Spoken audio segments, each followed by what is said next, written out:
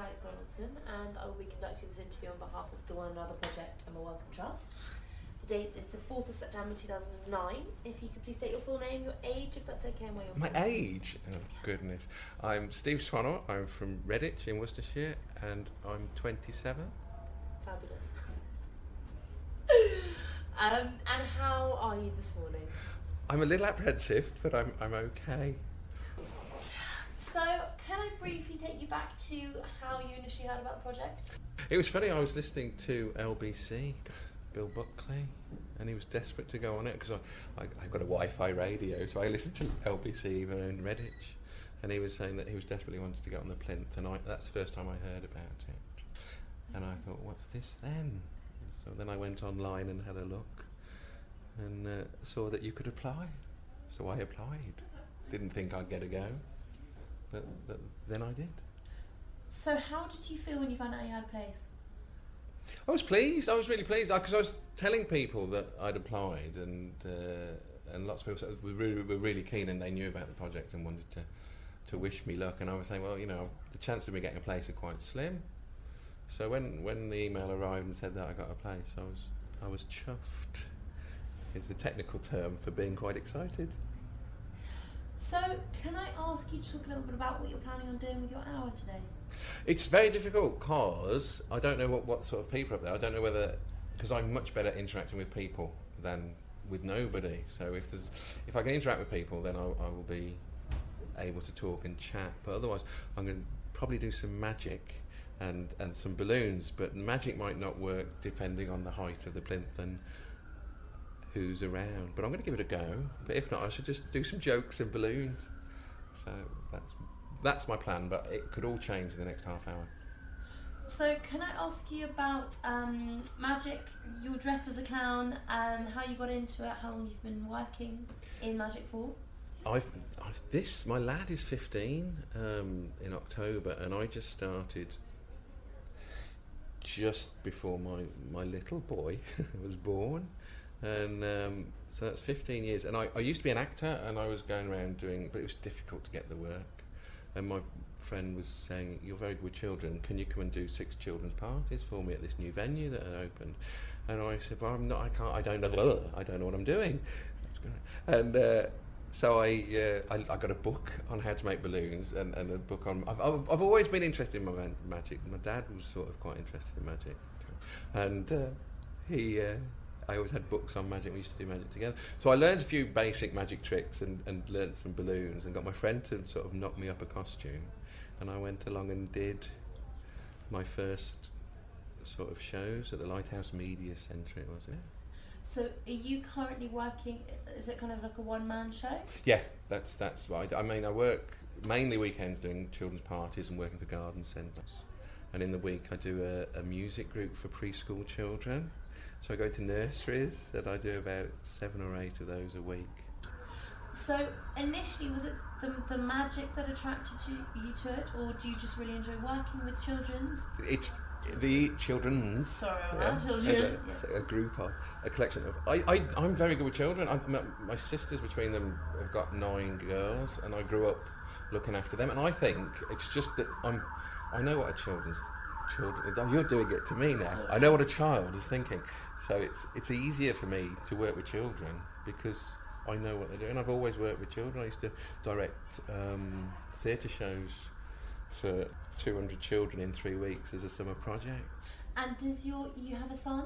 I have a son and a daughter. Barnum is 15 in October, and my little Kira is 13, just going on 40. And do you find it helpful now having children? Have you found that quite insightful? No, well, your own children are different because they behave, because I'm really strict with my children. So what kind of tricks do you do? I'm a children's entertainer, so my magic doesn't have to be David Blaine or anything spectacular. So it's sort of, I do sort of children's magic.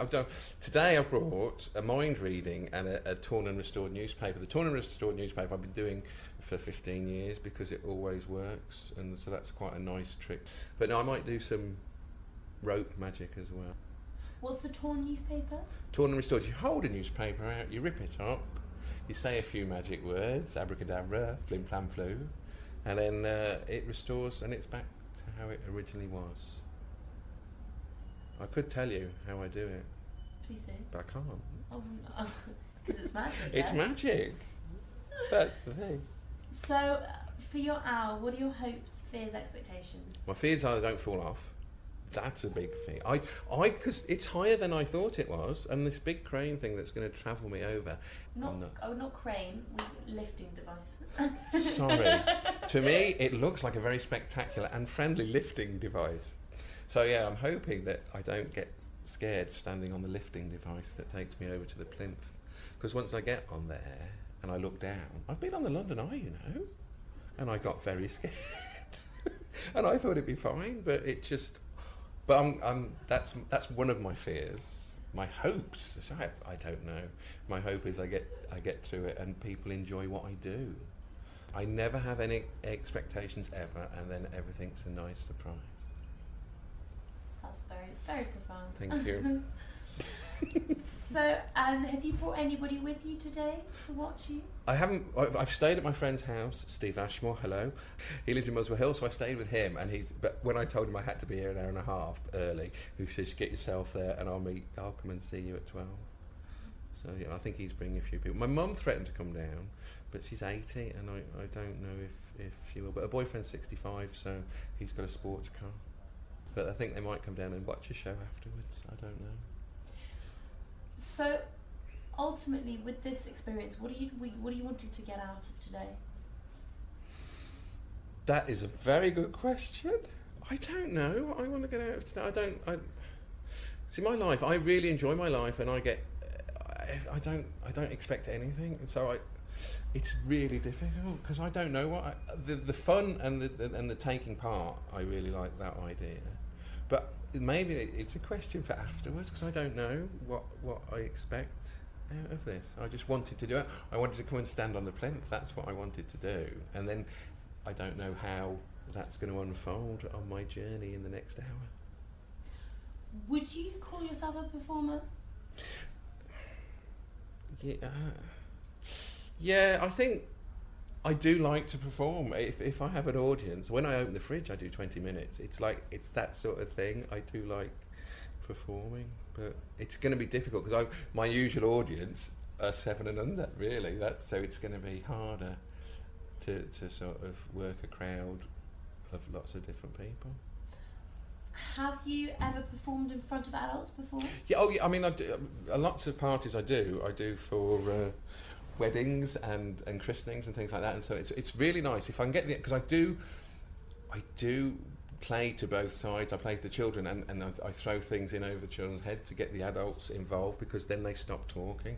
Because that's the worst thing is when you're performing a children's party these days, adults talk all the time and they don't sort of listen. So I try and throw in jokes and things that encourage the adults to sit down, and when that works, it's a really nice party because the adults are enjoying themselves and the children are enjoying themselves. So, can I ask you a little bit about your background, where you're from, kind of where you grew up, how long or what you were working before? Well, I was born in Bromsgrove, Worcestershire, at the age of 0. That makes a lot of sense. So, and I've lived sort of around Bromsgrove and Redditch area.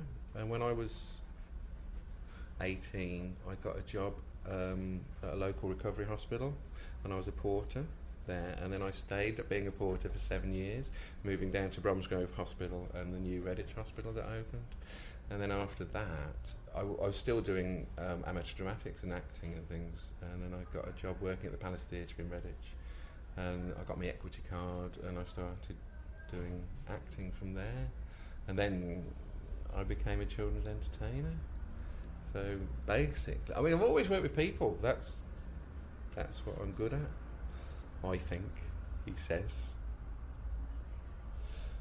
So for today, how are you feeling about the live streaming, or are you literally just aiming at the direct crowd out next to below the bridge? That I have no idea. When I came down, because I came down to see Peter Pan at Hyde Park a few weeks ago, and I came along and had a look at the plinth, and I could see that it was difficult to communicate with the audience because sometimes they just want to have a look at you, and I think it might be easier for me to communicate with the live streaming. So when I get up there, I'm going to have a look round, and I probably, depending what I get from the audience that are here, I might just switch over to do the live stream. So I'm going to try and see if I can get both in without it looking a bit odd. But as I've never performed in front of a live web stream camera, apart from the privacy of my own home, then I have no idea how it's going to work. Do you have a favourite event that you've done?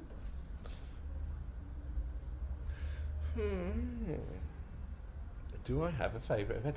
I've done lots of events. I did do an airborne show which Noel Edmonds did with helicopters and things. So that was fun. But I spend a Christmas. I think Christmas is the best time, because I go to a local garden centre, which actually I say it's a local garden centre, it's the biggest garden centre in the country.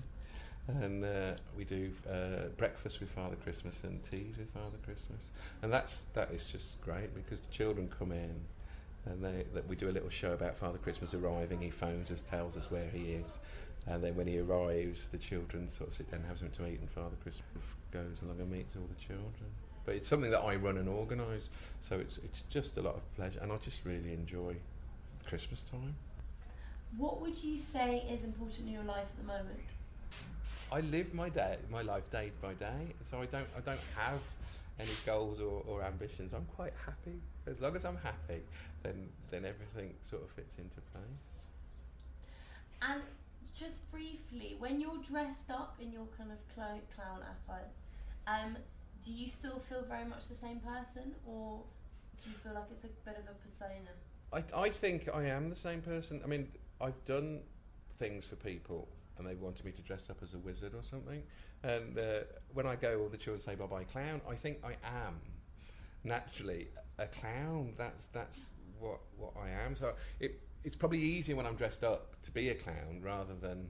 Although as I get older, and because I do so many public events, when I go into the supermarkets and things like that, I sometimes just, without thinking, say silly things to people and they wonder why I'm doing it. So it's just a slightly bigger extension of myself, I suppose.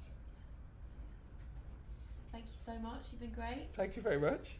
Have I really?